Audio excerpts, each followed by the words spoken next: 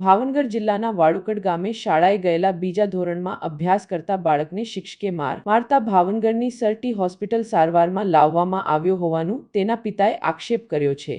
ભોગ બનનાર બાળકના પિતાએ જણાવ્યું હતું કે તેઓ વાળુકડ ખારસી વિસ્તારમાં રહે છે। તેના બાળકને ગુમડા થયા હોવાથી 2-3 દિવસથી શાળાએ ગયો નહોતો। તેને પગલે શિક્ષકે તેને માર્યો હતો। અગાઉ પણ શિક્ષક મારતા હોય જેને પગલે બાળકના પિતાએ જાણ કરી હતી।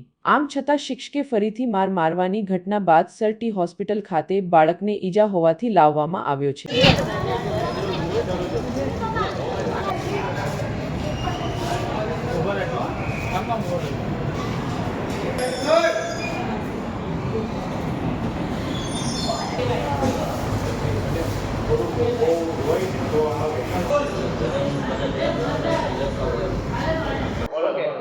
મારું નામ છે રૂપેશભાઈ, વાળુકડ ખારસી। છોકરાને નિશાળમાં સાહેબે માર્યો છે। બીજા ધોરણમાં।